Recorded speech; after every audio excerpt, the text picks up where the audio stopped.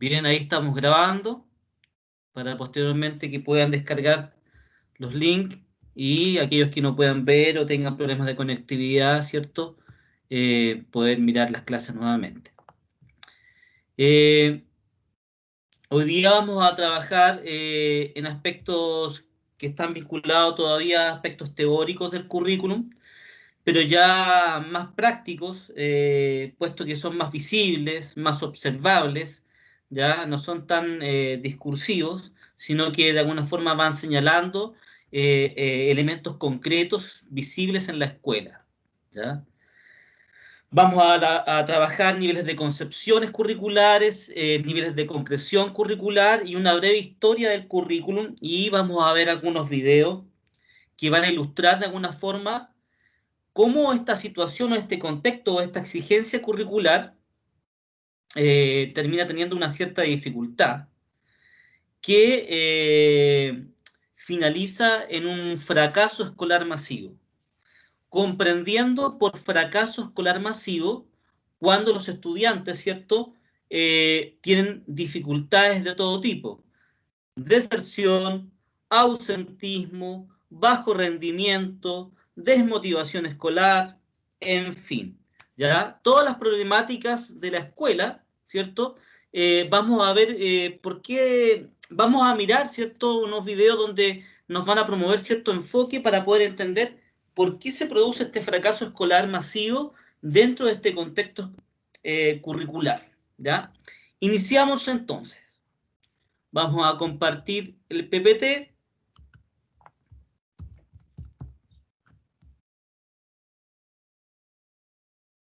Al igual que las semanas anteriores, ¿cierto? Los micrófonos están silenciados. Aquellos que quieran realizar alguna pregunta, hacer alguna consulta o simplemente entregar algún comentario o también alguna observación, por favor, intervienen, interrumpen, nos ponemos de acuerdo y presentamos finalmente o damos la palabra. No hay problema en aquello. No levanten la mano porque yo no las veo, ¿ya? Y aquellos compañeros que llegan tarde, por favor, ayúdenlo ustedes que van a ver. Yo voy a estar viendo la pantalla del PPT, la presentación. Ayúdenlo para que puedan ingresar fácilmente y lo admiten para que ingresen, ¿ya? Así que todavía están como invitados. Bien, este PPT corresponde a la semana 3 y 4, ¿ya? Y vamos a trabajar esta tercera semana, cómo se representa el currículum y cuáles son sus concepciones y sus niveles de concreción. Lo vamos a ir viendo ahora. Bien, aquí hay 5 ámbitos de análisis del currículum. Si nosotros quisiéramos analizar en qué consiste el currículum, habrían acá 5 ámbitos que de alguna forma están, son autónomos, pero están integrados entre sí y conforman el currículum. Esto es lo que me interesa, porque ya hemos definido currículum y hemos dicho que va desde los prescriptivos, lo clasificado, lo entregado por el ministerio, a la práctica, ¿cierto?, educativa, que es lo que ocurre realmente en las escuelas y en las aulas. Todo eso es currículum. Veamos sus distintos ámbitos. Si observamos, vamos a ir de lo teórico a lo práctico. El currículo tiene una función social, o sea que no es solamente procesos de aprendizaje vinculados a aspectos cognitivos, sino que prepara para la vida. Tiene una función social porque desarrolla ciudadanos, porque permite vivir en comunidad, porque nos separa, ¿cierto?, de los animales, ¿ya? Porque finalmente nos hace seres humanos, o sea, nos hace desarrollarnos dentro de una vida en sociedad, formalmente hablando.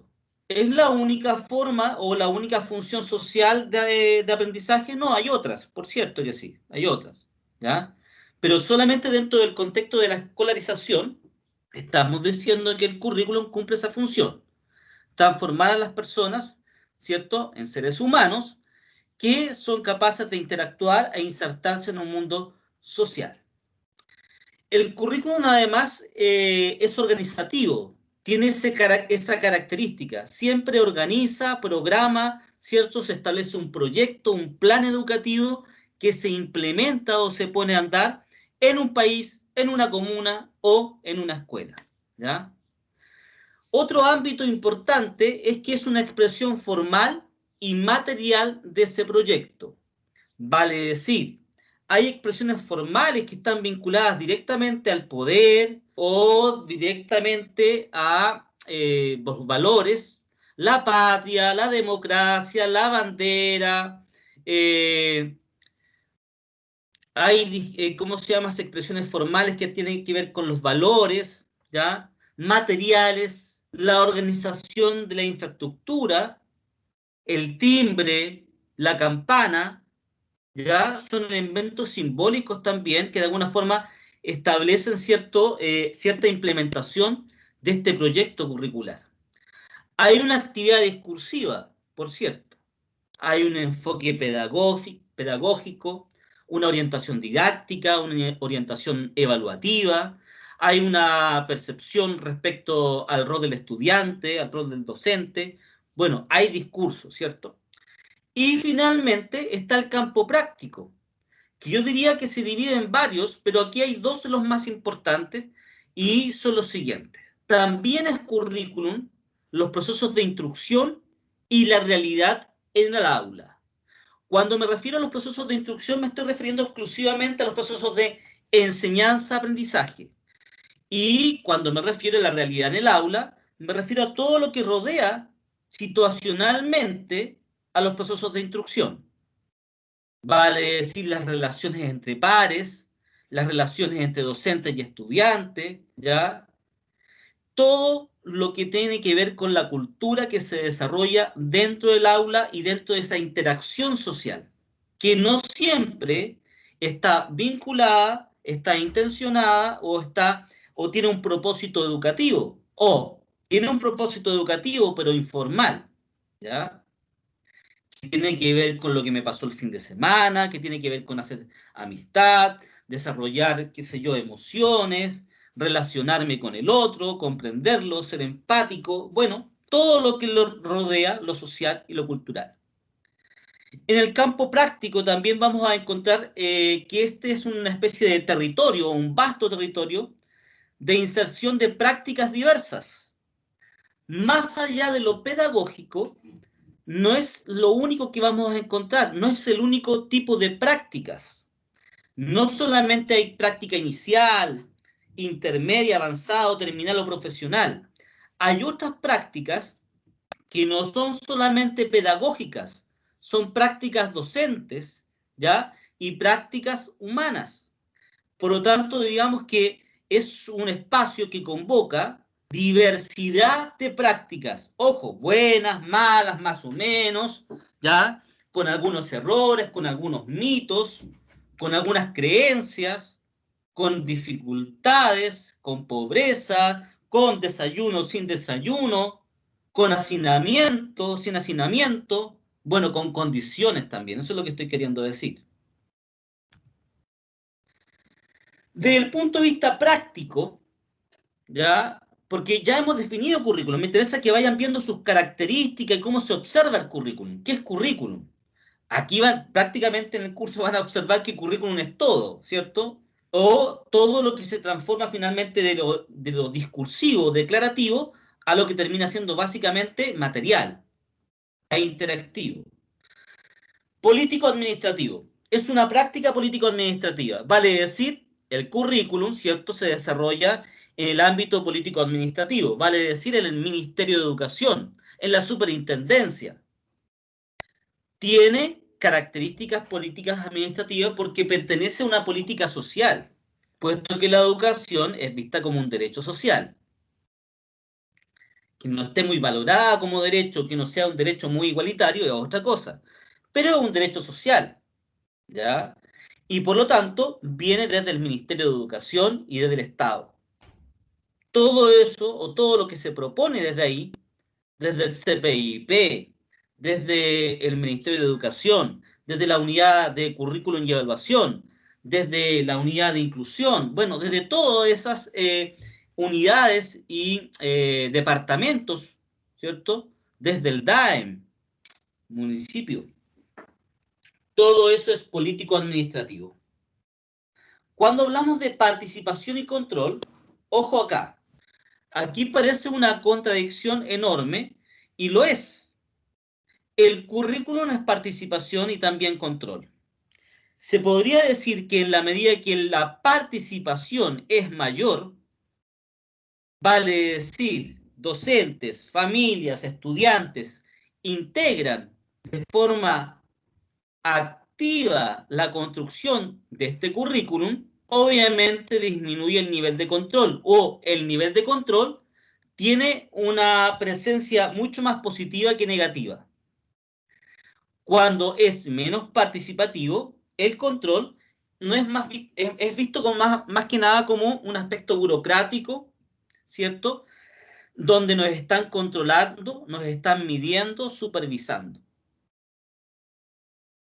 También es una práctica curricular la producción de medios. ¿Cómo se produce el currículum o cómo se reproduce el currículum? A través de medios culturales. ¿Cómo cuáles? Libros, guías, textos de estudio, ¿ya?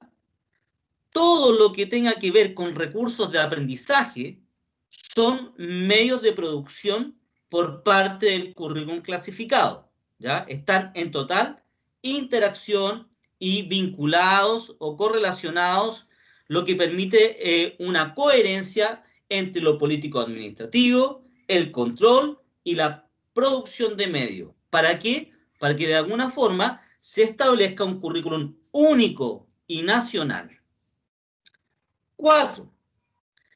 También es currículum, ¿ya? Aunque no es directamente cierto desde el punto de vista curricular escolar, sino que es currículum en su gran escala, la formación, la creación cultural y científica. Todos los saberes, ¿ya? O los avances que hay respecto al conocimiento o a la producción de conocimiento, ya sea cultural, artístico o científico, es parte del currículum, porque son los contenidos, son los conocimientos. Y en la medida que los conocimientos avanzan, ¿cierto?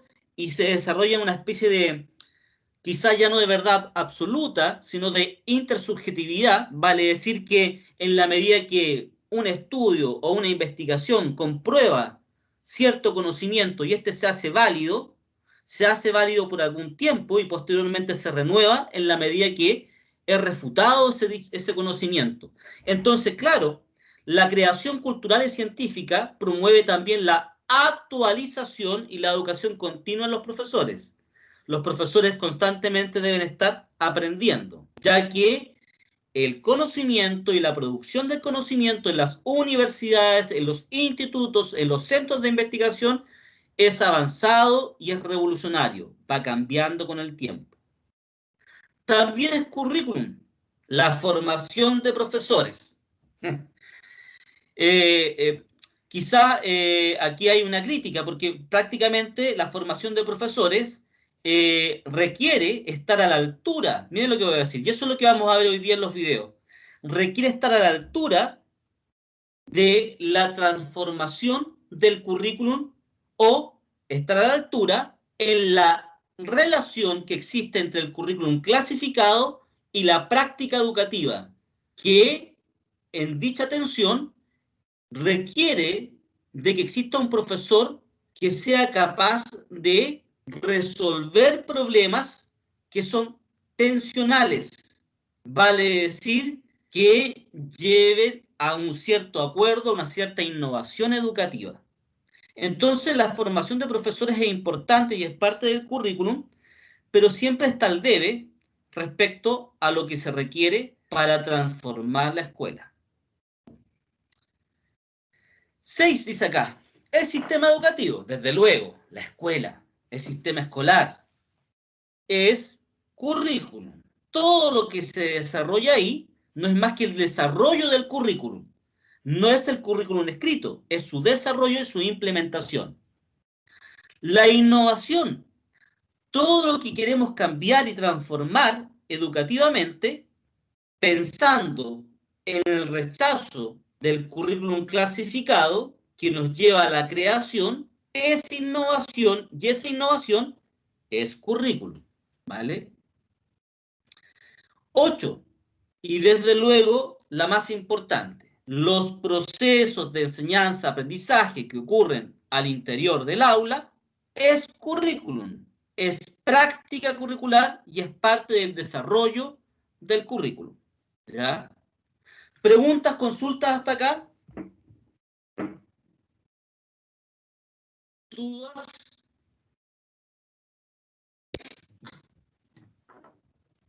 Vean acá, chiquillos. Cuando definimos el currículum, focalícense bien en esta parte que voy a mencionar acá, porque es clave.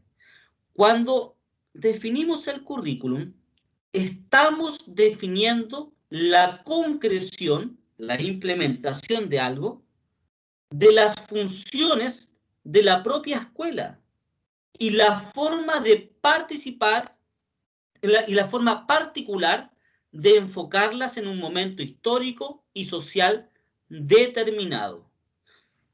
En este aspecto, ¿cierto? Lo que estamos diciendo acá es que el proceso histórico y social que se está desarrollando es crucial para el tipo de currículum, porque ese momento social e histórico, o, por un lado, estabiliza el currículum clasificado prescriptivo, o entra en pugna, ¿ya? Se genera la tensión y se exige la transformación. Piensen entonces lo que pasó en el 2006 con la Revolución Pingüina, con la Segunda Revolución Pingüina y con el estallido social de octubre. Momento histórico determinante establece un nivel de tensión o de aprobación. Los tres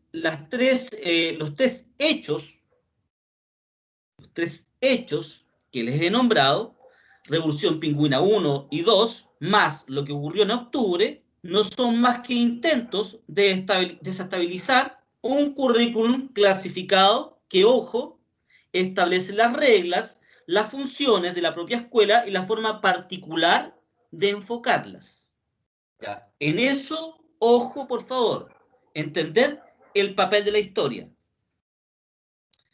El currículum es la forma de acceder al conocimiento, no pudiendo agotar su significado en algo estático. O sea, miren, independiente de lo anterior, que es coyuntural, lo que ustedes, los que son de la mención de historia, saben lo que es coyuntural. Cuando hay un hito en la historia, ¿cierto? Un hecho que es determinante, que no es una revolución, que puede ser una revuelta, pero que es fundamental, cuando hay una coyuntura histórica, se genera un cambio. No un cambio radical, porque no es una revolución, un cambio. Eso implicaría lo siguiente: el currículum no es estático, puesto que cuando hay esta coyuntura, siempre se genera una transformación en el currículum. Sin embargo, más allá de eso, a pesar en los momentos de estabilidad social, histórico-social, siempre hay tensiones entre los que implementan el currículum, docentes y estudiantes, y el currículum clasificado. Lo que hace y lo que determina es que esta tensión hay que canalizarla en proyectos que permitan de alguna forma ir transformando levemente, ya, o innovando para poder implementar el currículum de la mejor forma. Hasta acá, consultas, preguntas, dudas.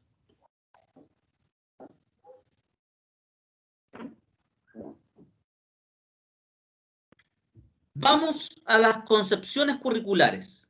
Vamos a ir más o menos rápido, puesto que no me interesan mucho estas concepciones, porque las pueden leer en cualquier manual, pero además porque la verdad es que no son tan relevantes más que como para comprenderlas, pero de ahí a memorizarlas yo pienso que es demasiado. Primeras concepciones, ¿ya? Un autor, ¿cierto?, plantea que una forma de tener las concepciones curriculares en la historia son las que están acá. Dice, podemos ver que hay algunos currículums que tienen una concepción academicista, y que entienden el currículum como una suma de metas o exigencias académicas que hay que lograr. ¿Ya? Perfecto. Hay otros que consideran que la experiencia es lo que debe primar por sobre lo estrictamente teórico o clasificado. Ya hay una tercera concepción que dice que lo importante es el desarrollo humano y, por lo tanto, el legado tecnológico y las metas eficientes para seguir modernizando, desarrollando, ¿cierto?, un proceso moderno. Y finalmente, con la que se queda el autor, dice que hay una cuarta concepción que es capaz de integrar lo teórico y lo práctico y entender que el currículum debe dialogar que la práctica docente y pedagógica no anula ni elimina al currículum clasificado. Por el contrario, ellos dicen que debe existir un currículum clasificado, que debe existir un lineamiento, ¿cierto?, por parte del Estado. Sin embargo, que este currículum debe ser flexible y debe ser capaz de dialogar con los actores. Y si se requieren cambios o adaptaciones, debe existir instancias para que eso se desarrolle. Hay otros autores, Castro, Correa y Lira, por ejemplo acá, que ordenan estas concepciones con otros conceptos, pero es lo mismo. Dicen acá, hay distintas concepciones curriculares, técnicas, prácticas y críticas. La técnica recoge dos elementos históricos distintos, pero que tienen un elemento en común, que es, ¿cierto?, lo conductual y lo académico. En una primera instancia, la concepción academicista va a considerar o va a privilegiar que lo más relevante es la información y el conocimiento, los contenidos. Vale decir, aquí es lo que importa, son los contenidos. Quien tenga la mayor cantidad de información va a tener éxito en la vida. Y a partir de ahí, la escuela comienza a entender que lo que hay que hacer es entregar información y que los estudiantes deben memorizar esa información para que se transformen en personas sabias. Hay que decir algo más. Esta visión academicista se va a consolidar principalmente con el conductismo y va a considerar que la relación estímulo-respuesta va a ser crucial. Sin embargo, una concepción prima hermana del academicista, que es la tecnológico-eficientista, va a decir algo similar. Y sus fundamentos también van a estar en el conductismo, pero más que nada en el neoconductismo. ¿Cuál es la diferencia? La diferencia es la siguiente.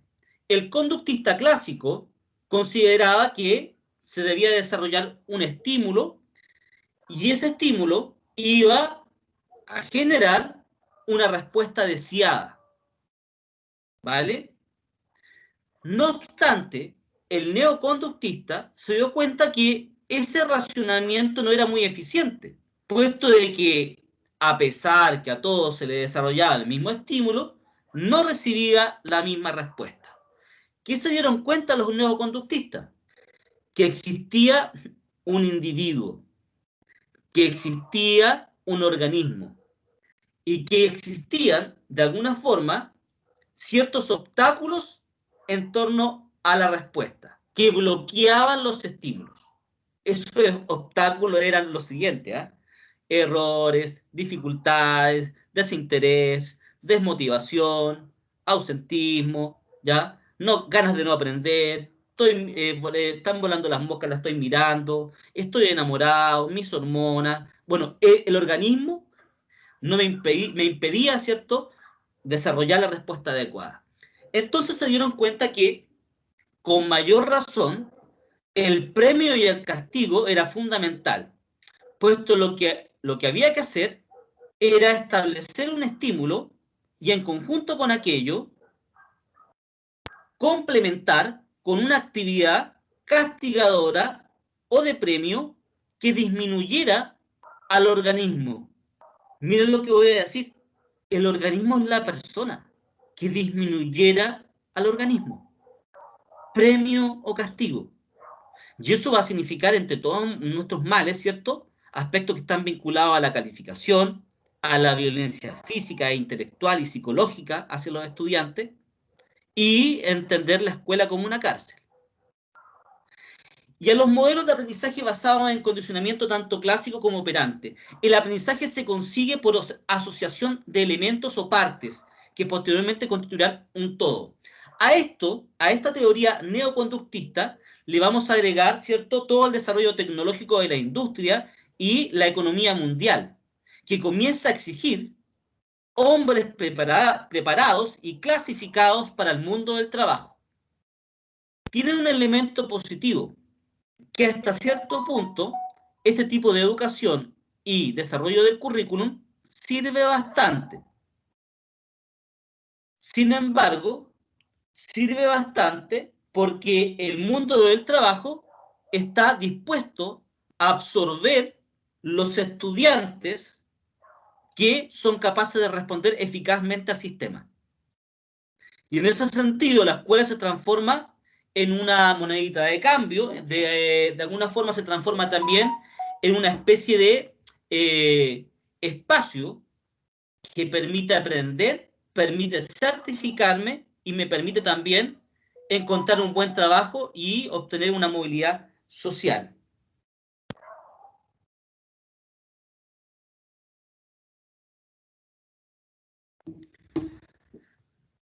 Está la concepción crítica del currículum, que a diferencia de la clásica, academicista y de la tecnológica, lo que promueve acá es una visión totalmente antisistémica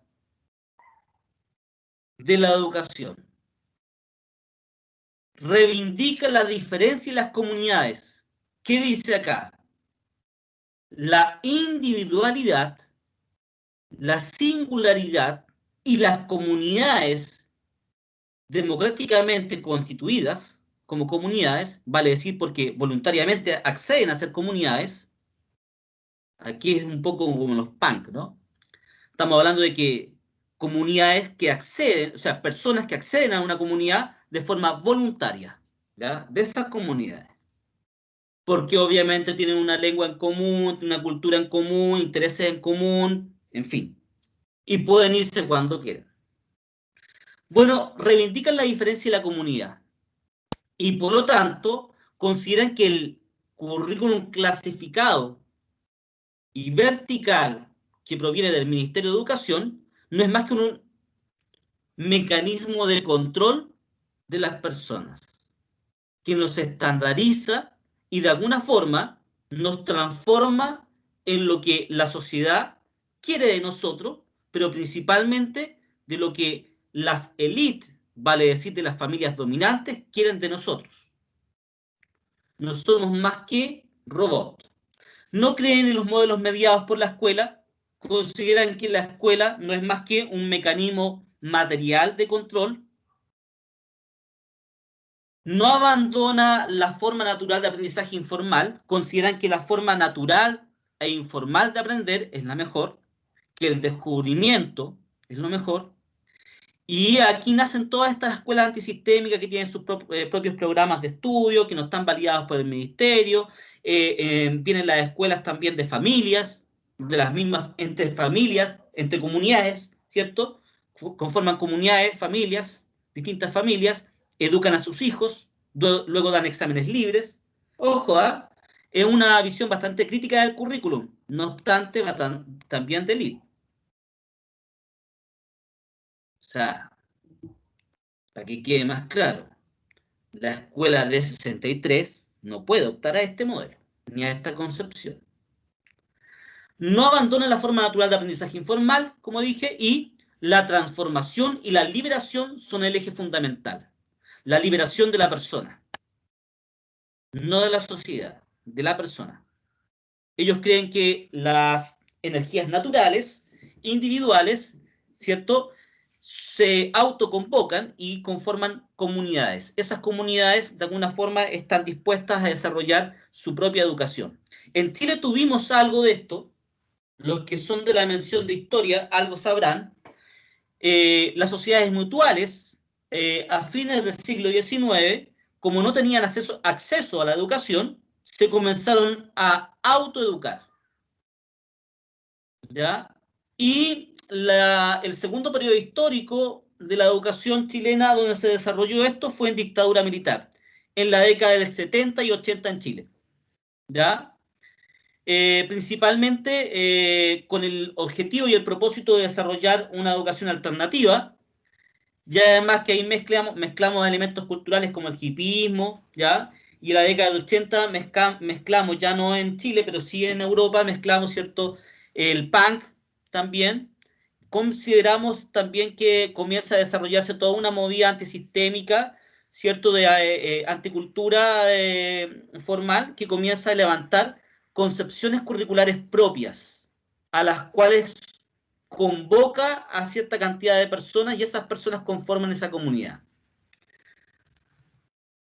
Y finalmente, y con esto termino y doy la palabra, ¿cierto?, está también lo interpretativo cultural, y que tiene que ver básicamente acá con la relación o cómo de alguna forma establecer, perdón, están llamando, cómo de alguna forma establecer la relación entre la teoría y la práctica, que de alguna forma, para ser bastante claro, si es que no se dieron cuenta ya, ¿cierto?, es como la propuesta del curso. Entendiendo que no esté diciendo que esta sea la mejor. Lo que estoy queriendo decir acá es que esta es la más, creo yo, natural de desarrollar dentro de lo que son formación de profesores, dentro de lo que es una estructura formal como la universidad. Posteriormente de esto, ya cada uno sabrá lo que hace. No obstante, todos aquellos que realizan práctica pedagógica, ya sea intermedia, inicial o terminal, o terminan ingresando a una escuela, ¿cierto?, básica, lo que estamos proponiendo es que esta es la mejor forma de poder interrumpir la teoría clásica del currículum prescriptivo y hacer que ambas dialoguen con los intereses de los actores, ¿ya?, llegando a cierto acuerdo o consenso. Obviamente, eso implica que tenga que llegar también a acuerdo con sus propios colegas, no es menor. Su modelo se construye desde una teoría para la práctica, vale decir, desde la teoría vamos a la práctica y la práctica transforma la teoría. La enseñanza se ha de considerar como una actividad moral que desarrolle capacidades, pero también valores e ideales sociales. Consultas, preguntas hasta acá, chiquillos. ¿Hay claridad? ¿Comentarios?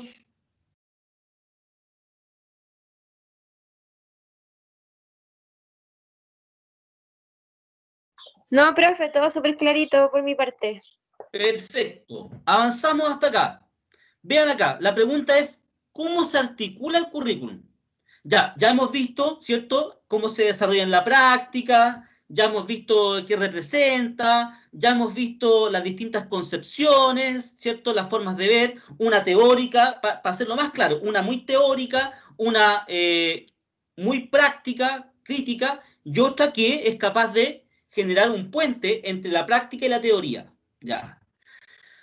Cualquiera sea la concepción, todas, por lo general, se desarrollan de esta forma. Los niveles que están acá, macrocurricular, mesocurricular y microcurricular, son niveles de concreción, distintos niveles de implementación, que van de lo macro, que establece el sistema, a lo micro, donde se desarrolla en el aula. Entonces, en los niveles macro vamos a identificar nuevamente lo siguiente: lo político-administrativo, el Mineduc, la superintendencia, ¿ya?, la agencia de la calidad, perfecto, las leyes, los decretos, el marco curricular, las bases curriculares. El control, vamos a encontrar acá, nuevamente, la superintendencia, ¿ya? Otros mecanismos, como por ejemplo el CIMSE, ¿ya?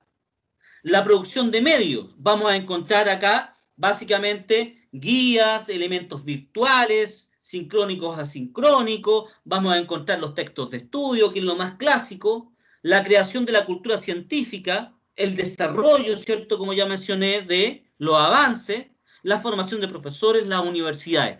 En ese nivel está lo macro.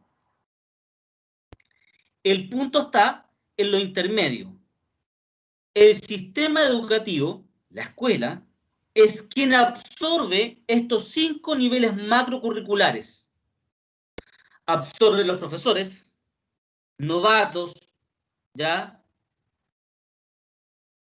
O con experiencia, absorbe nuevamente los cambios o los avances en la cultura y en la ciencia, absorbe los textos de estudio, absorbe el CIMSE y absorbe también las obligaciones que emanan de los decretos educativos y de las instituciones. Pero para que ocurra esto, debe existir un sistema educativo a través de un proyecto curricular de centro o proyecto pedagógico. ¿Qué significa esto? Es necesario que la escuela se haga cargo de esto. Nosotros, como ya pasó una semana, ya se me olvidaron muchas cosas. Vimos las dos experiencias, o una de ellas por lo menos, de dos establecimientos educativos. Chicos, analizamos dos lecturas de dos establecimientos educativos. Leímos una, profesor, que se trataba que vinculaban las emociones. Ya. Y esa que era de Arica, ¿eso? Sí. Perfecto, ya, muy bien. Entonces la próxima semana nos toca el otro, que es de Santiago.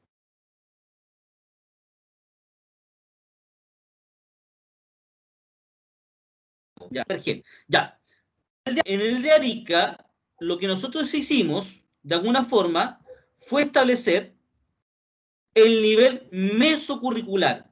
Si se dieron cuenta, el proyecto pedagógico que desarrolló esa escuela en Arica fue absorber todas las disposiciones de lo macrocurricular, pero las canalizó en su propio proyecto pedagógico, que le permitió organizar la escuela y gestionarla a la vez de forma distinta. Y esto lo llevó a innovaciones y lo llevó a intervenir directamente en los procesos de enseñanza-aprendizaje, ya sea de planificación como de gestión de aula. ¿Se entiende, no? Por lo tanto, cuando nosotros revisamos lo que ocurrió en la Escuela de Arica, dijimos lo siguiente: la Escuela de Arica estableció un proyecto pedagógico que le permitió acomodar y adaptar todas las exigencias macrocurriculares, pero a su establecimiento, que tiene aspectos particulares, sus propias características, realidades, territorios, cultura, etnias, religiones. Todo eso lo fue tomando en un proyecto, y ese proyecto llevó al tercer nivel microcurricular. Generó innovaciones e involucró cambios en la enseñanza-aprendizaje, ya sea en su gestión, organización, como en sus formas didácticas de trabajar las asignaturas. Aquí nuevamente lo mismo, ¿ya? Nuevamente lo mismo, el mismo mono. Niveles de concreción curricular, para que quede más claro. Macro, Ministerio de Educación, planes y programas. Niveles de concreción mesocurricular, establecimiento liderado por el equipo de gestión. Proyecto curricular de centro, concepciones, enfoques, normas, orientaciones, metodologías, evaluación. Todo, ¿cierto?, es absorbido por la escuela, pero adaptado a su propia realidad, no tal cual.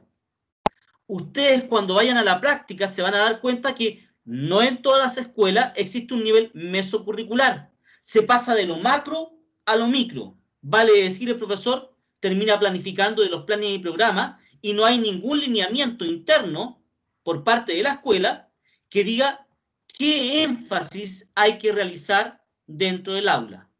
Nivel de concreción micro, profesor de asignatura y coenseñanza. Y no me refiero solamente a la coenseñanza que se desarrolla con los equipos PIE, que son las profesoras de educación especial. También la coenseñanza con los profesores de la misma asignatura. El trabajo departamental. Trabajar con los mismos profesores de lenguaje.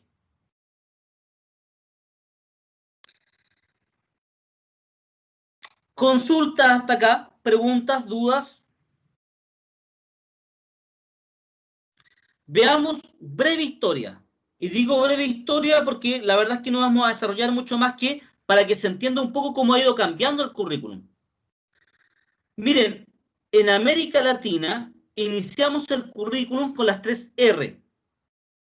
Las 3 R's, ¿ya? No es más que lectura, escritura y cálculo. Los que recordarán, son muy jóvenes, pues si no le preguntan al papá o a la mamá, la casita en la pradera, o aquellos que estudiaron en escuelas rurales multigrado, donde había más de un nivel en la misma sala, bueno, ahí no había problema porque todos trabajaban en distintos niveles de complejidad y profundidad, lectura, escritura y cálculo. Puesto que, miren lo que voy a decir, aprendiendo estas 3 R, básicamente, en términos pragmáticos, el estudiante, al egresar de la escuela, se podía insertar cómodamente en la sociedad. ¿Por qué? Porque tenía cierta utilidad.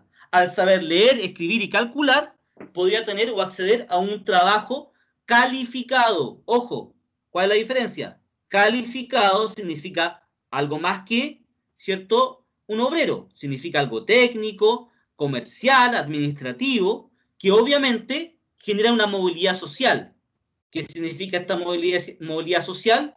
Un ascenso social. Y los hijos de mis hijos acceden a otros niveles cognitivos y eso les lleva a un mayor ascenso social. Que algo similar que lo que ocurre en las universidades regionales, ¿cierto?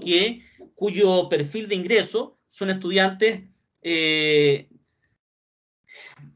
más pobres de la población, ¿ya?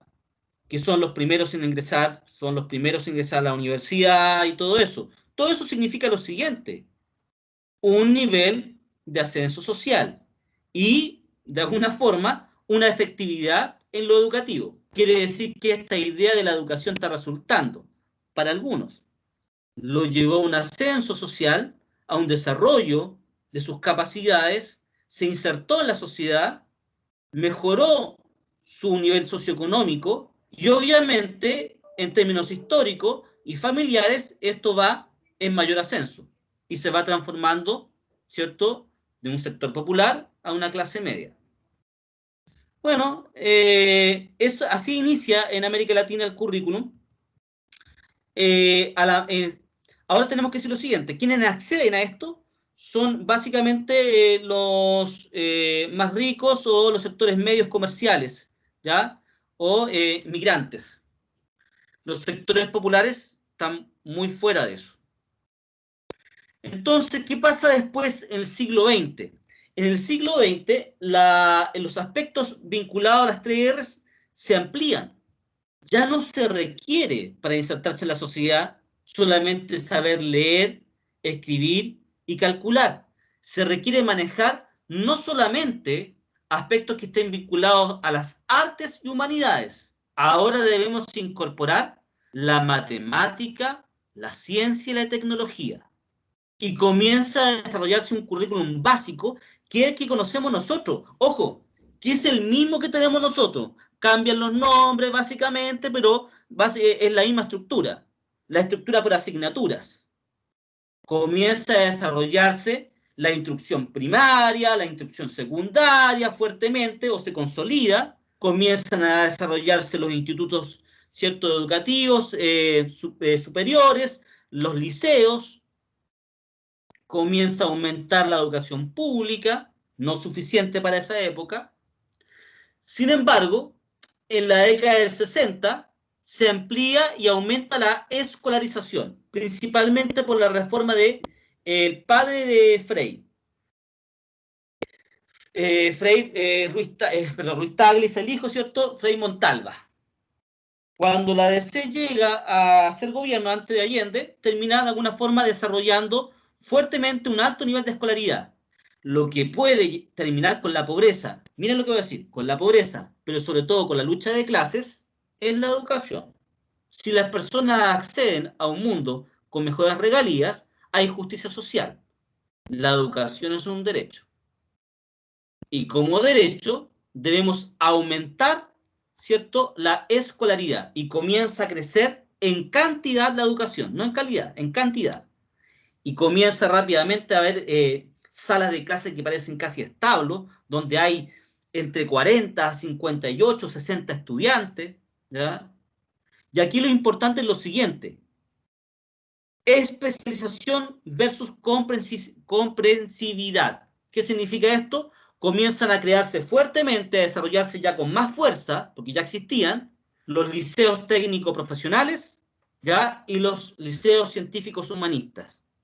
Y comienza acá a establecer lo siguiente: nuevamente, al igual que los currículos anteriores, hay una coherencia. ¿Cuál es la coherencia?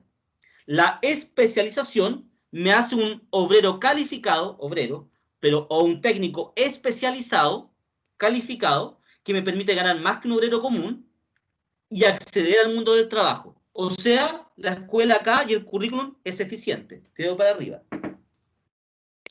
La comprensividad me permite desarrollar, ¿cierto?, elementos de análisis crítico, reflexivo, que me van a llevar a la universidad, que en la década del 60 son los menos. Sectores altos de la población y clase media, prácticamente. Solo a partir de la década del 68 al 70 se comienza a consolidar el ingreso de los más pobres a la universidad, principalmente porque se comienzan a abrir las universidades, más universidades estatales, y la Universidad de Santiago, que es la universidad técnica del Estado en ese momento.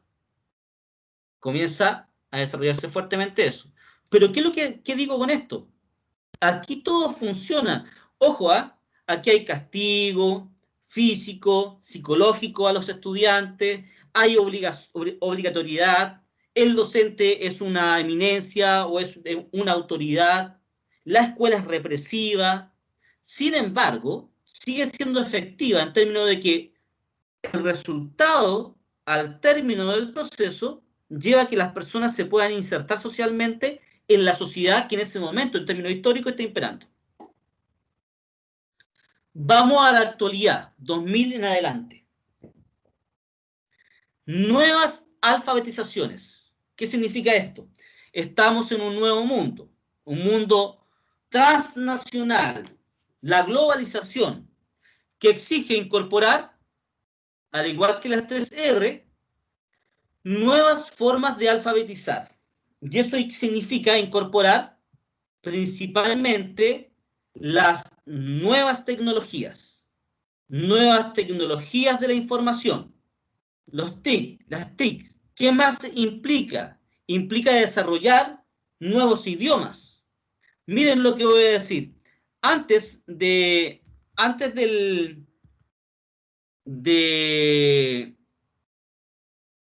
80, entre el 80 y el 90, en Chile, en las escuelas básicas públicas, se enseñaban 3 idiomas optativos: alemán, francés e inglés. Eso es lo que establecía el currículum. Porque prácticamente durante la primera mitad del siglo XX y la segunda mitad del siglo XX, simultáneamente se van desarrollando ciertas potencias económicas y culturales. Una primera potencia económica va a ser Inglaterra, posterior al imperialismo. Va a comenzar a decaer, pero mientras tanto, de forma paralela, quien la potencia cultural es Francia. Sin embargo, en la década del 50 y después de la Segunda Guerra Mundial, Guerra Fría, se comienza a desarrollar un nuevo líder mundial, Estados Unidos. Y el inglés comienza nuevamente a transformarse en un referente. Si se dan cuenta, tiene que ver con las necesidades no solamente nacionales, sino que también internacionales. Si me voy a las nuevas alfabetizaciones, no es casualidad que algunos liceos en Santiago hayan incluido el chino mandarín, entendiendo que los principales socios comerciales en Chile es China y que se requiere obreros calificados que aprendan instrucciones, que aprendan a construir máquinas, que aprendan a manejarlas, mayor contacto. Probablemente eso está fracasando porque esté de la mano de la educación pública. Sin embargo, lo que estamos diciendo acá es que son requerimientos del medio. La pregunta es, ¿y a dónde diablo están los requerimientos de los estudiantes y los apoderados y profesores? Hasta aquí, desde 1850 en adelante, en ninguna parte, ¿ah? En ninguna parte fue más democrático, ¿ah? Ni menos democrático. Todo siempre fue impuesto, como la Constitución. No crean que la Constitución del 25 fue democrática. Claro, tenía características más democráticas. Sin embargo, la Constitución del 25 nace de la urgencia del estallido social fuerte en Chile, que promueve cambios a una mayor abertura democrática. La del 80 no es solamente ilegítima porque es construida en dictadura, es porque además no hay participación ciudadana, si eso es lo más importante, no en el régimen que esté desarrollado. Y en nuestro currículum no hay participación. ¿Cuál es el problema y la disyuntiva que tenemos acá en el 2000? Es que la escuela deja de ser eficiente y efectiva. O sea que al término de la escolarización, tal como iniciamos la primera clase de esto, prácticamente ya no hay empleo. Los empleos son muy precarios, bajo sueldo, malas condiciones, y el cuarto medio o el TP de cuarto medio no me permite acceder a un buen puesto de trabajo que me desarrolle o me permita movilidad social. Por el contrario, me mantiene en la pobreza. Entonces, vean acá, el currículum era tremendamente efectivo durante casi un siglo de escolaridad, pero después del golpe de Estado y el sistema neoliberal y la precarización del empleo y el desempleo, comienza a ser cada vez menos efectiva, menos atractiva la escuela y por lo tanto el currículum se aleja totalmente de lo que necesitan las personas, de sus necesidades, de sus intereses, de sus prioridades.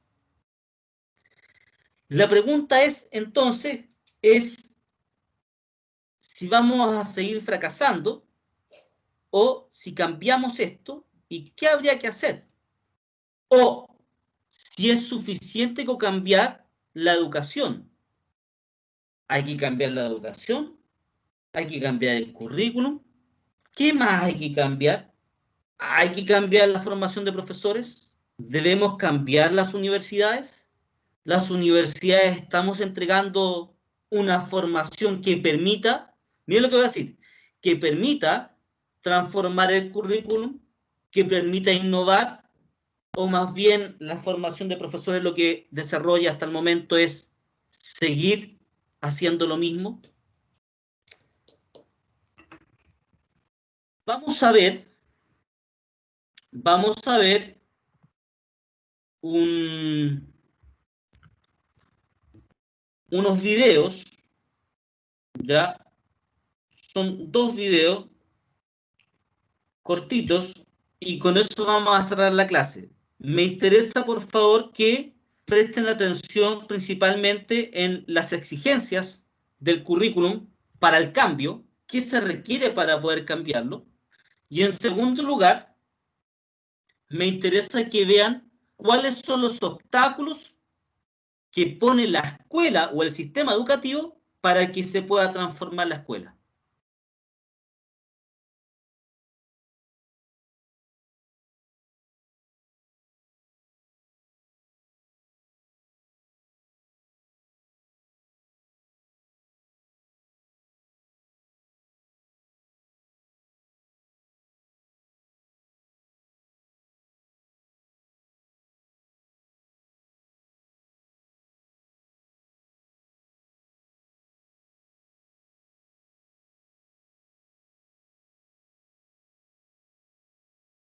¿Se ve la imagen, chiquillos? No se ve, profe. No, profe. ¿Y ahora? ¿Se ve ahí? No, profe. ¿No? Perfecto.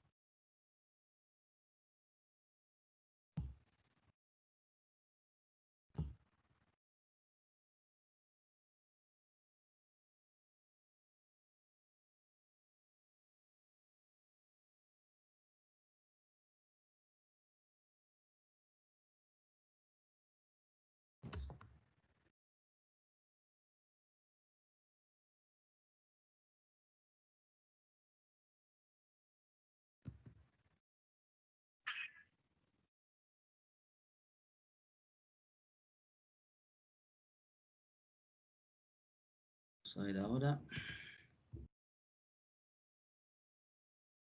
¿Ahora se ve un poco la imagen? Sí, profe, se ve la imagen ahora. Ya, perfecto. Vamos a nuevamente hacerlo.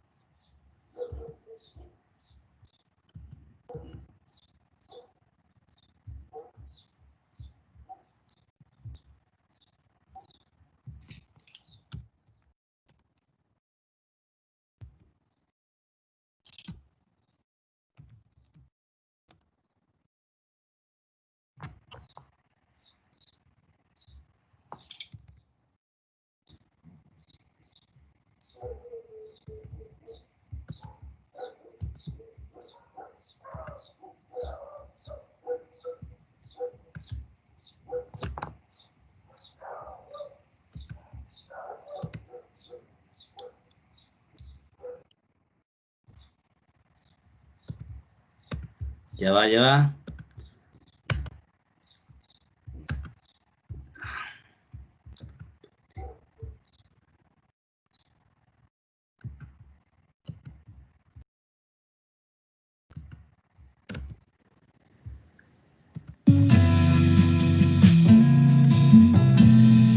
Ya, bien, recordemos. Lo importante acá es si estamos preparados los docentes para asumir un cambio, una transformación en el currículum, o sea, aportar, cambiarlo, innovarlo, Y en segundo lugar, ¿cierto? ¿Qué dificultades trae el sistema para que nosotros podamos desarrollarlo?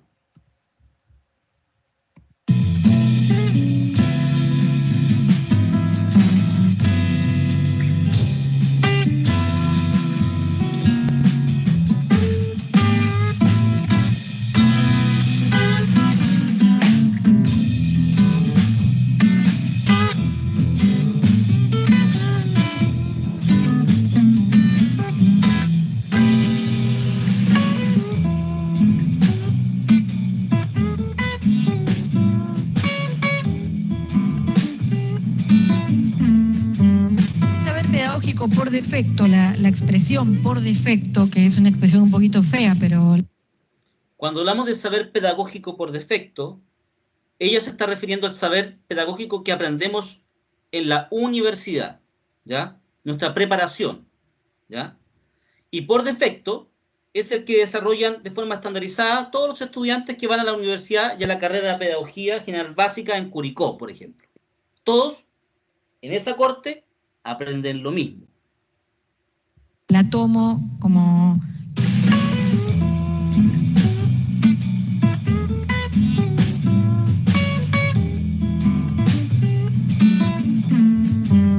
Saber pedagógico por defecto, la expresión por defecto, que es una expresión un poquito fea, pero la tomo como quizás algunos ya lo han leído, del ámbito de la computación, donde quizás ustedes sepan que cuando se habla, por ejemplo, de la instalación por defecto de un programa, de un antivirus, inclusive de una impresora, vieron cuando uno quiere instalar una impresora, un antivirus, cosas por el estilo, siempre el programa de instalación te pregunta si vos lo querés instalar de manera personalizada, que a uno le da ganas de decir, sí, claro, yo todo lo quiero personalizado, o si lo querés instalar con la instalación típica, estándar o por defecto, que son las tres categorías que aparecen, típica, estándar o por defecto, para decir lo mismo, ¿sí?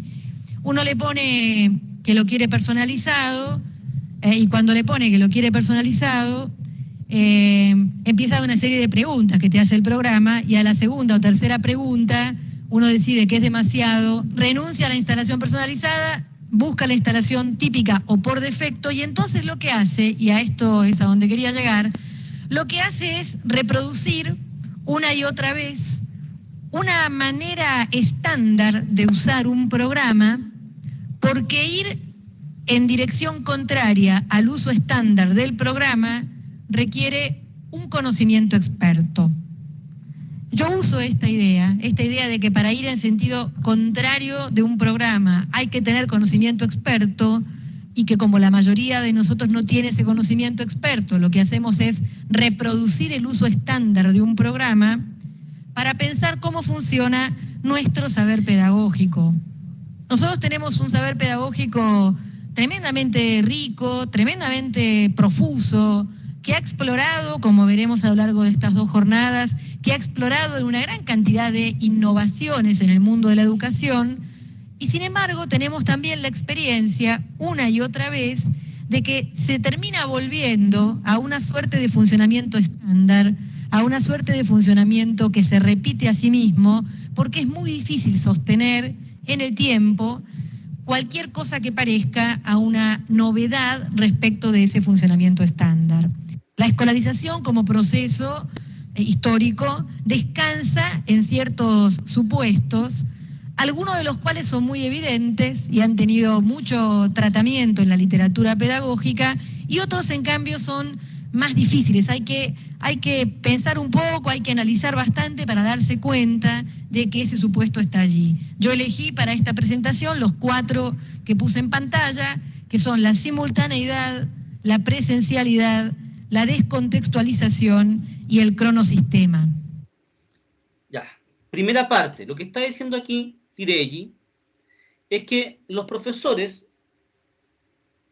recibimos una formación enriquecedora, diversa, con las mejores voluntades, con mucho esfuerzo, pero estandarizada. ¿Qué es estandarizada? Que de alguna forma no nos permite ciertas particularidades o operar de forma distinta como se espera siempre.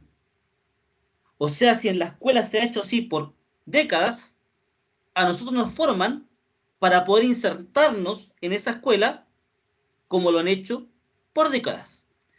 Pero no nos insertan formativamente para poder generar transformaciones o innovaciones. Lo que vamos a ver más adelante con la autora es que ella dice, yo a partir de esto se desarrollan 4 problemas.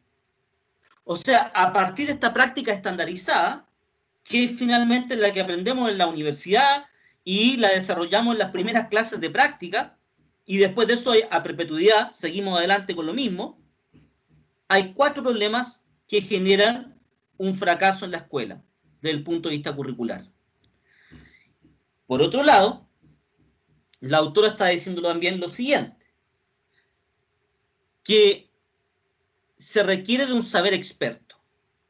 La problemática es que de esto es que el saber experto es tremendamente difícil de desarrollar y por lo tanto los ministerios, los gobiernos y particularmente los profesores a través de su propio financiamiento han querido obtener mayor conocimiento pedagógico.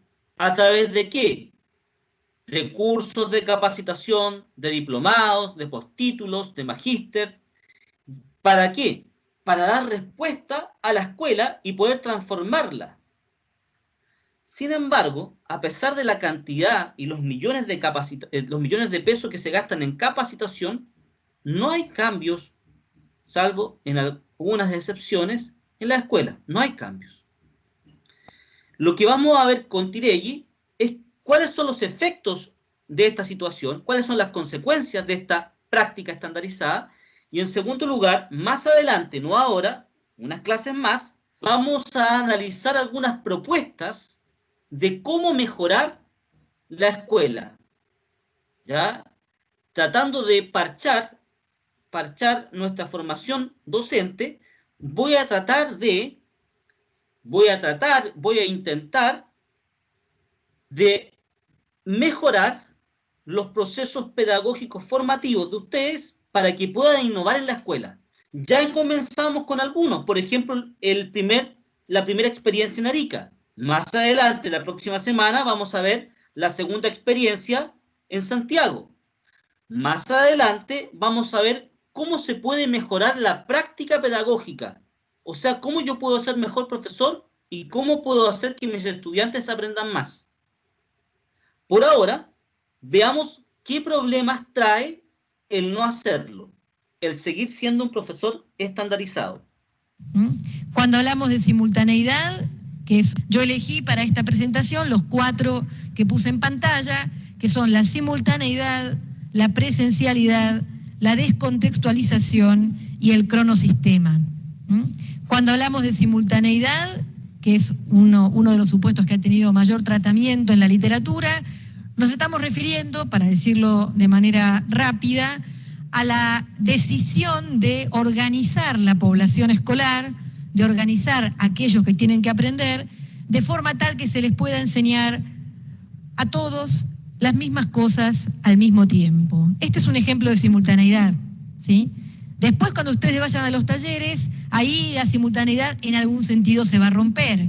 Pero en este momento estamos descansando en el supuesto de simultaneidad, este supuesto según el cual alguien, en este caso yo, que ocupa el lugar del docente transitoriamente, transmite algo del orden del saber con la expectativa de que todos reciban el mismo saber al mismo tiempo. Cualquiera que esté en este lugar, y ustedes también cuando están ocupando la posición que yo ocupo, todos los que ocupamos este lugar sabemos que los que están del otro lado no están entendiendo todos lo mismo, ni están colocando cada cosa que yo diga exactamente en el mismo casillero mental. Pero sin desconocer esa variabilidad que puede tener la comprensión que cada uno de ustedes haga de lo que yo digo, la idea es que al final de esta conferencia ciertos contenidos habrán sido tratados con todos ustedes, con la esperanza de que entonces esos contenidos constituyan una suerte de acervo común en el que nos podemos apoyar para seguir adelante. Todo eso en el caso especulativo de que todos hayan aprendido. O sea, la clase de hoy es simultánea. no es presencial, pero es sincrónica y es simultánea. ¿Y qué implica aquello? Que todos están aprendiendo lo mismo y a la vez. Con una diferencia, que no tengo la menor idea si me están realmente escuchando, o lo que es peor, si a pesar de aquello que me estén escuchando, están aprendiendo lo mismo y al mismo tiempo. Por lo tanto, esto es una especulación, es casi una cuestión de fe. No es científico. La simultaneidad que me genera la práctica pedagógica estandarizada, enseñarle a todos lo mismo y a la vez, no me genera en ningún caso la seguridad de que estén aprendiendo. Y es ahí, lo vamos a ver este año, pero también el próximo, es ahí cuando la interacción pedagógica entre docente y estudiante y entre los mismos estudiantes se debe desarrollar. ¿Con qué propósito? Saber, y no solamente sospechar, sino que verificar si la gente está aprendiendo o no, y qué está aprendiendo. Y ahí comienza a desarrollarse, uno, la interacción pedagógica, comunicación docente-estudiante, comunicación entre estudiantes y, por lo tanto, recogida de información a través de estrategias de evaluación formativa y retroalimentación de aprendizaje. ¿Ya? Por eso estamos trabajando estos módulos juntos, porque tienen que ver. Entonces, lo simultáneo se puede arreglar, pero ese es nuestro primer problema. Eso es lo que me interesa, que comprendan que hay un problema. La simultaneidad es un problema porque nos permite pensar especulativamente, es una falacia, tiene lógica. Todos aprenden a la vez y al mismo tiempo, pero eso no quiere decir que realmente estén aprendiendo. Solamente los estoy agrupando. Y miren lo que estoy diciendo. Lo estoy agrupando porque a todos se le ocurrió dar la misma PSU el mismo año e ingresaron a esta carrera. Y son la corte, ¿cierto?, que corresponde a dicho año. Nada más. Esa es la forma de agruparlos. Aquí nadie los agrupó por su nivel de desempeño, por su motivación, por su liderazgo. Nadie más. Aquí solamente ingresaron por una prueba y de ahí se agruparon. Y ojo, y se vuelven a reagrupar en la medida que van aprobando o no los cursos. Uy, éramos 35, éramos 70, éramos 80, ahora somos 40. Uy, ahora somos menos. Claro, se han ido reagrupando las personas. ¿Ya? ¿Por qué? Porque la simultaneidad me da a pensar a mí, como docente, que al parecer las personas aprenden. ¿Por qué? Algo muy sencillo, estímulo-respuesta. Como establecí el mismo estímulo para todos, se supone que todos deben establecer la misma respuesta. Pero eso no es real. Es una falacia, no es real. La simultaneidad ha sido una gran estrategia de la escolarización que se impuso finalmente tras una serie de ensayos que vamos a discutir a la tarde y que fueron por otros caminos, entre otras razones porque es una estrategia que permite un tipo de agrupamiento de la población que tiene que aprender que es bastante económico desde el punto de vista del esfuerzo que tiene que hacer un sistema para escolarizar a miles, a millones, ¿sí? Cuando yo tengo que formar a 2 o 3 personas, bueno, es una cosa, pero cuando yo tengo que formar a miles o a millones, hay que encontrar algunas estrategias para hacer eso de maneras económicas, si quieren, en el sentido de prácticas que permitan resolver con los recursos que tenés un problema muy complejo. Bueno, la simultaneidad es una estrategia en ese sentido económica. Después vamos a ver por qué. Otro supuesto muy claro es la presencialidad. Para cerrar nomás solamente la simultaneidad. Entonces, además, establece un criterio economicista, no educativo, ni mucho menos pedagógico, porque no tiene ningún sustento, en ninguna teoría, en ninguna bibliografía, en ninguna investigación, en ningún trabajo empírico. Demuestra que lo simultáneo es efectivo. Sin embargo, es barato. ¿Ya? Ahí está la respuesta. ¿Por qué es todo simultáneo? Porque es económico. Y en una situación de masas, no me queda otra que educar a muchos al mismo tiempo. Por lo tanto, la educación personalizada, que es más costosa, solamente algunos o muy pocos van a poder acceder a ella.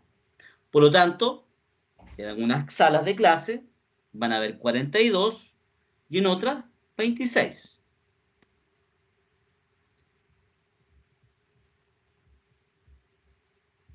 Es una estrategia en ese sentido económica. Después vamos a ver por qué.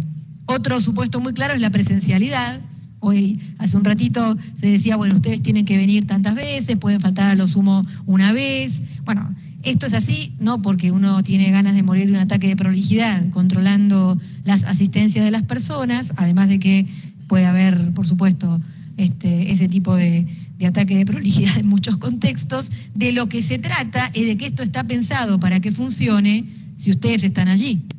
Si ustedes no están allí, y yo hablo sola, digamos, lo que tiene que ocurrir en el contexto pedagógico que hemos pensado para este curso no sucede. Entonces, la presencialidad es un supuesto de la escuela, entre otras cosas porque la escuela es una institución de antes de la compu, de antes de la tele, de antes de la radio, de antes del teléfono. En ese sentido, la escuela es una institución pensada para que la transmisión del saber ocurra por copresencia. ¿Se entiende, no? Aquí hay una situación histórica educativa. La escuela es tan antigua que dentro de ese contexto pasado, la presencialidad, ¿cierto?, era fundamental, es parte de la ecuación. No puede haber, ¿cierto?, no puede haber coeducación en la medida que no hay presencia del otro. Sino ¿cómo yo hago educación? ¿A quién le entrego la información? Pero cuando establecemos que es atemporal, que es antigua, antes de la radio, no estoy diciendo ni del plasma ni de la computadora, antes de la radio, y es más cercana al libro, lo que estamos queriendo decir es que esta institución es más vieja que el hilo negro, y por lo tanto, ¿cierto?, como tal, no ha ido transformándose ni modernizándose.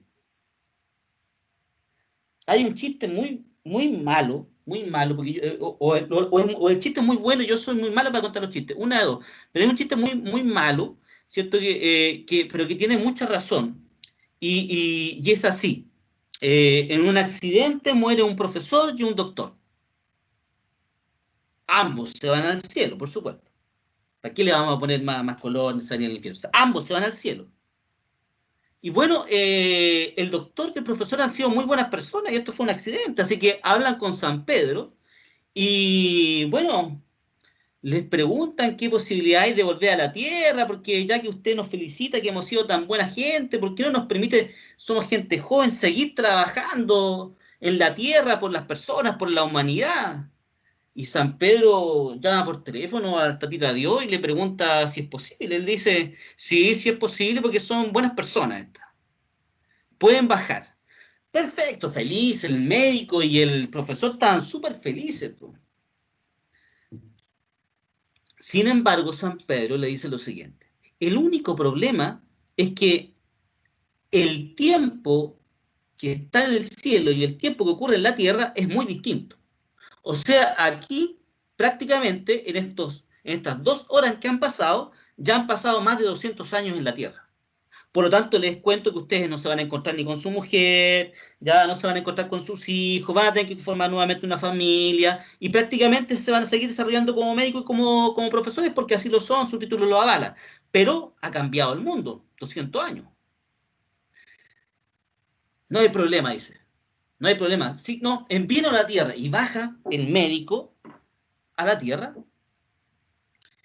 y resulta que el médico comienza a separarse del profesor, el profesor se va a las aulas, el médico a la clínica, y un día se encuentran en una plaza el profesor con el médico, y el médico está en una plaza con un montón de viejos, dándole palomitas de maíz, ya, y miga a las palomas, y le pregunta al profesor qué le pasa, por qué está tan triste, si esta es una gran oportunidad, yo estoy súper contento, estoy haciendo lo mismo de siempre, ¿y tú? El médico le contesta que no, que él la verdad es que él estaba autorizado para ser médico cirujano, iba a hacer lo que mejor podía, pero se dio cuenta que todo lo que él sabía ya no servía de nada. Que la salud y la ciencia de la salud había avanzado enormemente y que prácticamente toda la tecnología que estaba ahí era desconocida para él. Por lo tanto, no tuvo oportunidad de poder seguir trabajando como médico. Y le pregunta al médico, ¿y tú cómo estás? No, yo estoy excelente, excelente. ¿Ah, sí? No, me fue súper bien el primer día de clase, súper bien recibido. ¿Y qué pasó entonces? Nada, pues llegué a la sala y le dije, ya chiquillos, abran su libro en la página 86. Comenzamos a transcribir lo que está en el libro y me hacen un resumen. Prácticamente, la escuela no había cambiado en nada. Seguía siendo la misma. Y este chiste fome que le estoy diciendo no es más que una realidad. Todas las otras estructuras educativas o no educativas de producción o de trabajo son cambiantes y revolucionarias. Lo que está pasando en la escuela, no. La presencialidad nace con la escuela, se origina con la escuela, pero eso no quiere decir que es la única forma de poder educar. Entonces, cuando el docente se para, después de 200 años, y le dice, chiquillos, abran su libro en la página 86 y comiencen a trabajar, sigue haciendo lo que prácticamente hacía antes de esos 200 años.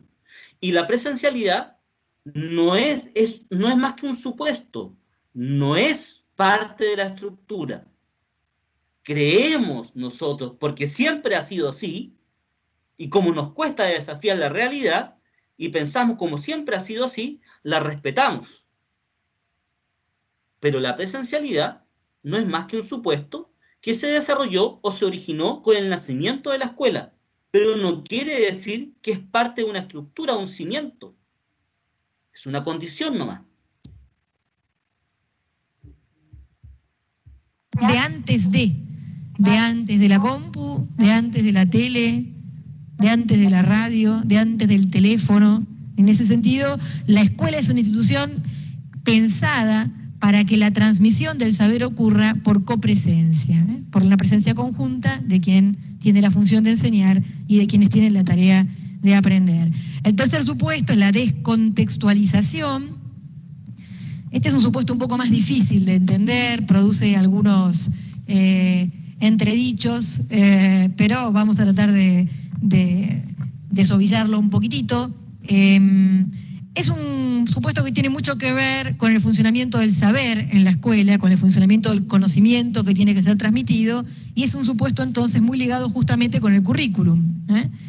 Hay una conocida categoría generada por el matemático francés Yves Chevalard, que todos ustedes ya manejan, que es la categoría de transposición didáctica, que justamente hace referencia a este proceso por el cual el saber, en su caso el saber matemático, pero creo que le vale a cualquier elemento de saber, el saber producido afuera de la escuela, para poder funcionar dentro de la escuela, tiene que ser descontextualizado. Y esa descontextualización le hace al saber ciertas cosas, justamente para que pueda funcionar en el contexto escolar. Eso es lo que habíamos ya comenzado a trabajar con la humanización de la escuela y el currículum. ¿Qué significa aquello? Cuando la autora habla de la descontextualización del saber, lo que está diciendo es que el saber disciplinar, no pedagógico, disciplinar, que les entregan a ustedes, me entregaron a mí, o le entregan en la formación de profesores a los estudiantes, debe ser descontextualizado de la universidad y de la academia. Yo no le puedo entregar el mismo saber disciplinar de la misma forma que me lo entregaron a mí. Lo debo descontextualizar, y eso significa humanizar. Si no, no tiene sentido para él. Él no fue a la universidad. Él es un niño, ¿cierto? Un niño de 12, 14, 17, 18 años, que básicamente va obligado a la escuela y lo que espera es recibir, y ojalá recibir algo lo más amigable posible que le permita aprender. Ojo, con la incertidumbre de que eso probablemente no le sirva realmente para nada en algún momento. Pero bueno, vamos a pensar que le sirve. Y en ese sentido, lo que está diciendo acá la autora es que si recibimos el saber disciplinar contextualizado por la academia, lo debemos descontextualizar para la escuela. Y eso implica humanizarlo. Eso implica que las secuencias didácticas de nuestra planificación deben estar vinculadas principalmente a los intereses, necesidades y la realidad de los estudiantes. Y para eso hay que desarrollar actividades que tengan sentido para él. Por ejemplo, hoy a la tarde nosotros vamos a ver algunos conocimientos construidos por programas que están enfocados a la inclusión educativa de población vulnerabilizada, y lo que yo voy a traer aquí no es el funcionamiento real del programa, porque no podría traerlo. Lo que yo voy a traer aquí es una cierta sistematización del saber producido en esos programas que está necesariamente descontextualizada. Entonces, curiosamente, aún en este mismo curso, que vamos a hablar de saber pedagógico, se va a transmitir un saber pedagógico, pero fuera de contexto. Fuera de contexto quiere decir que para poder traerlo aquí, yo tengo que hacer sobre el saber ciertas operaciones que lo hagan apto para ser enseñado. Y estas operaciones que lo hacen apto para ser enseñado están en el corazón de la dificultad de aprender en la escuela. Porque todos... Entonces, esto es importante. Cuando nosotros hablamos del triángulo mediador y dijimos que había un objeto mediado por el docente y otro objeto que es mediado o construido por el estudiante, lo que estamos diciendo es que si esas representaciones mediadas por el docente están alejadas de los intereses o del contexto o de los niveles de creencia del estudiante o de sus errores, si ustedes quieren, más difícil es aprender. Si yo entrego, si mi modelo pedagógico es un profesor de la universidad y voy a hacer clases como en la universidad en primer ciclo básico, estoy mal. Entonces me dedico a la academia, hago un magíster, un doctorado y soy investigador. Pero si no, si yo soy docente, pedagogo y quiero ir al aula, debo descontextualizar ese saber sabio a un saber mucho más escolarizante y mucho más comprensible para el estudiante. Tenemos en nuestro acervo pedagógico un particular aprecio por aquellos enfoques pedagógicos y en particular didácticos que ponen a los estudiantes, a los niños, a los adolescentes en contacto lo más directo posible con la experiencia, pero sabemos que la posibilidad de que la escuela haga contacto directo con la experiencia es bastante restringida debido justamente al funcionamiento descontextualizador que tiene la escuela sobre el saber. El cuarto supuesto es el supuesto del cronosistema, otro supuesto también bastante analizado. Yo escribí bastante sobre este tema cuando tenía oportunidad de hacerlo, y hoy a la tarde vamos a retomarlo particularmente cuando hablemos de los programas de aceleración, pero en particular cuando hablamos del cronosistema hablamos de los arreglos, ¿sí? De las reglas que tiene el sistema escolar respecto del tiempo, desde tiempos teóricos para asistir a la escuela, edades cronológicas en las que se debería estar en la escuela, hasta duración de la jornada escolar, ritmos del ciclo escolar, bimestres, trimestres, ciclo lectivo, tiempo de duración de un nivel educativo. Hay un montón de arreglos alrededor del tiempo que estructuran buena parte del saber pedagógico. Bien, para poder cerrar la clase de hoy y de alguna forma sintetizar lo que hemos visto, ya hemos visto de alguna manera aspectos que están vinculados al currículum, que tienen que ver con sus concepciones, su nivel de concreción, cómo van bajando, ¿cierto? Y de alguna forma también hemos desarrollado acá algunas ideas que están vinculadas a que eso ha llevado a la formación de profesores, principalmente al establecer un tipo de práctica llamada estandarizada. Esa práctica estandarizada me ha llevado a distintos problemas o dificultades. La presencialidad, ¿cierto? Entre ellas, la estandarización, la simultaneidad, perdón, la descontextualización y finalmente el cronosistema escolar, que lo explico muy breve, que tiene que ver con cómo la persona va avanzando durante los 12 años de escolaridad, cómo avanza de forma horizontal y vertical por el currículum. Vertical, cómo avanza, ¿cierto?, con todas sus asignaturas, o cómo puede avanzar o desarrollarse de forma más lenta dentro del sistema. Lo voy a explicar la próxima clase porque ya se ha hecho muy tarde para ustedes. Pero algo importante acá, lo que me interesa es lo siguiente. muchos de los problemas, las dificultades de la escuela se deben exclusivamente a la formación o a la mala formación de profesores que hemos desarrollado nosotros los académicos en la universidad. Eso está claro. Pero la responsabilidad hoy en día la tienen también los docentes para poder comenzar a cambiar y a modificar esto. Y la mejor forma, ¿cierto?, es la que vamos a ver más adelante, es compartiendo las prácticas para poder mejorar. Jóvenes, antes que cerremos, ¿algún comentario, observación o pregunta?